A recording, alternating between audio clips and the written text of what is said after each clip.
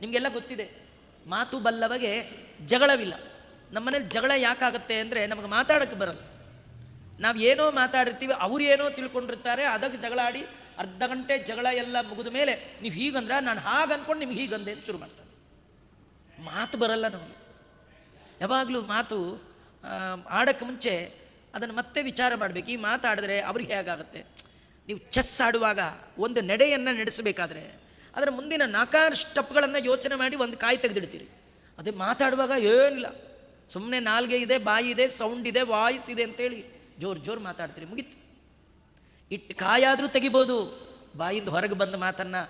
ಇಲ್ಲ ಆಚಾರ್ಯ ಆಗೋದೇ ಇಲ್ವ, ಬಾಯಿಂದ ಹೊರಗೆ ಬಂದದ್ದು ಆಗೋದೇ ಇಲ್ಲ. ಸುಮ್ಮನೆ ನಿಮ್ಗೆ ಉದಾಹರಣೆ ಹೇಳಬೇಕಂದ್ರೆ, ನೀವು ಬೆಳಗ್ಗೆ ಎದ್ದು ಹಲ್ಲುಜ್ಜಕ್ಕೆ ಆ ಪೇಸ್ಟ್ ಪ್ರೆಸ್ ಮಾಡಿದ್ರೆ ಒಮ್ಮೆ ಈಚೆಗೆ ಬಂದರೆ ಮುಗಿದೋಯ್ತು. ಒಳಗೆ ಹಾಕ್ಲಿಕ್ಕೆ ಆಗುತ್ತೆ? ಅದನ್ನು ಏನು ಮಾಡಿದ್ರು ಒಳಗೆ ಹಾಕ್ಲಿಕ್ಕೆ ಪೇಸ್ಟೇ ಹಾಕೋಕ್ಕಾಗಲ್ಲ. ಇನ್ನು ಮಾತು ಒಳಗೆ ಹಾಕಿ ಹಾಕ್ಕೊಳ್ತೀರಿ.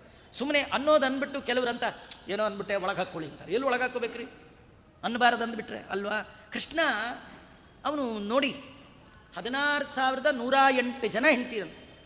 ನಿಮಗೆ ಇಡೀ ಭಾಗವತದಲ್ಲಾಗಲಿ, ವಿಷ್ಣು ವೈವರ್ತ ಪುರಾಣದಲ್ಲಾಗಲಿ, ಮಹಾಭಾರತದಲ್ಲಾಗಲಿ, ಕೃಷ್ಣನ ಕಥೆ ಬೇರೆ ಬೇರೆ ಅನೇಕ ಪುರಾಣಗಳಲ್ಲಿ ಬಂದಿದೆ.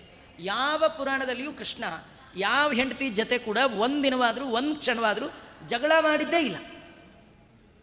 ನಮಗೆ ಒಂದೊಂದೇ 1,008 ಥರ ಕಾಡ್ತೀವಿ. 16,108 ಇರಲಿ, ಆ ಬಾಯಿಗೆ ಬಂದಾಗ ಮಾತಾಡ್ಕೊಂಡು ಒದ್ದಾಡ್ಕೊಂಡು ಎಷ್ಟೋ ಜನ 3 ತಿಂಗಳಿಗೇನೆ ಮದುವೆ ಆಗಿ 3 ತಿಂಗಳಿಗೆ ಮಾತು ಕೂಡದೆ, ಮನಸ್ಸು ಕೂಡದೆ ಡೈವರ್ಸ್ ಆಗಿ ಹೋಗ್ತಾ ಇದ್ದೀವಿ. ನೀವು ಕೃಷ್ಣನ ಕಥೆ ಚೆನ್ನಾಗಿ ಕೇಳಿದರೆ ಎಂದು ದಾಂಪತ್ಯದಲ್ಲಿ ವಿರಸ ಬರೋಲ್ಲಂತೆ.